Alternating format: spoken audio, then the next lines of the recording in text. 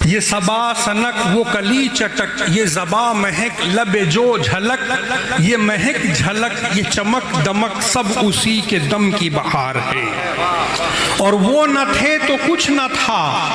وہ نہ ہو تو کچھ نہ ہو، جان ہے وہ جہان کی اور جان ہے تو جہان ہے۔ اور یہ سمن یہ سوسن و یا سمن، یہ بنفس سنبل و نشترن، گل و سرور و لالا بھرا چمن، وہ ہے ایک اور جلوہ ہزار ہے، وہ رضا کے نیزہ کی مار ہے، کہ عدو کے سینہ میں غار ہے، کسے چارہ جوئی کا وار ہے، کہ یہ وار وار سے پار ہے۔ میلاد اکبر یہ کوئی آج کی یا 100 سال کی پیداوار نہیں ہے، یا 100 سال پہلے کی لکھی ہوئی کتاب نہیں ہے، بلکہ یہ ترجمہ ہے مولود برزنجی کا،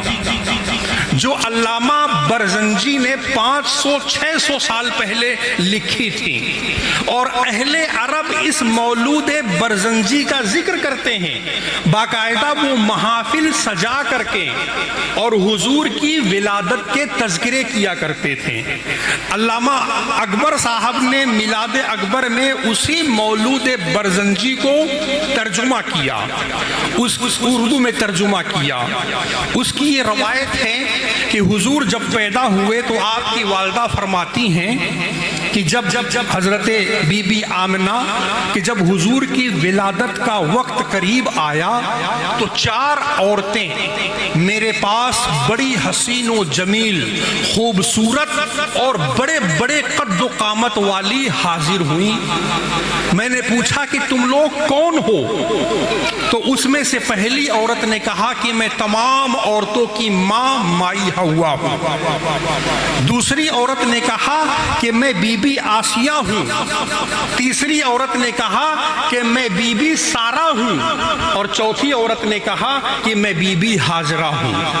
آپ پیدا ہونے کا جب وقت قریب ہوا تو یہ 4 عورتیں آئیں۔ حضرت بی بی آمنہ فرماتی ہے کہ میرے گھر کے اندر کمرے کے اندر کوئی موجود نہیں تھا، صرف یہ 4 عورتیں موجود تھیں، اور حضور کی ولادت ہوئی تو ایک جو ہے سونے کے تشت میں، اور ایک چاندی کے تشت میں، اور ایک یاقوت کے تشت کے اندر جنت سے پانی لا کر کے آقا علیہ السلام کو غسل دیا، اور اس سے ایک نور پھوٹا، اور اتنا زبردست وہ نور تھا کہ اس نور کی روشنی میں میں نے قیصر و کسریٰ کے محلات کو دیکھ لیا۔ اور آپ فرماتی ہیں کہ اتنا نور پیدا ہوا، اتنا نور پیدا ہوا کہ ملک شام کے میدانوں میں چرتی ہوئی بکریوں کے گلوں پر پڑا ہوا پٹا اور اس کا رنگ میں نے دیکھ لیا۔ تو یہ آقا علیہ السلام کی پیدائش کے وقت کا واقعہ تھا، اور آقا علیہ السلام جب پیدا ہوئے تو آقا علیہ السلام کو ایک نور نمودار ہوا، اور وہ نور اپنی آغوش میں لے لیا، اور اس نور کے اندر سے آدمیوں کی اور گھوڑوں کے ہنہناہٹ کی آواز آ رہی تھی۔ کہنے والا یہ کہہ رہا تھا کہ انہیں مشرق کی سیر کرا دو،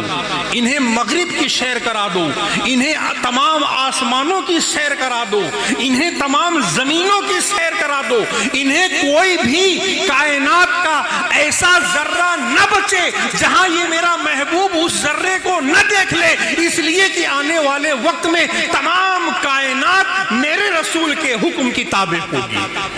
تو آقا علیہ السلام کی پیدائش کا یہ واقعہ تھا، اور اسی کے ساتھ میں جو ہے یہ اشعار کے ساتھ میں اس میلاد کو ختم کرتا ہوں۔ ندا تھی کہ سرکار تشریف لاؤ، ندا تھی کہ سرکار تشریف لاؤ، شہنشاہ ابرار تشریف لاؤ، رسولوں کے سردار تشریف لاؤ، دو عالم کے مختار تشریف لاؤ، زمین کو بھی عزت ہو عرش اولا کی، دکھا جاؤ بندوں کو قدرت خدا کی، کھڑے تھے ملک وہی تقلید اب ہو، کہ خوش جس سے روح رسول عرب ہو، نکل جائے محفل سے جو بے ادب ہو، اٹھو تاکہ تعظیم محبوب رب ہو، فجاء محمد بشیرا و نذیرا، فصلوا علیہ دائما کثیرا کثیرا۔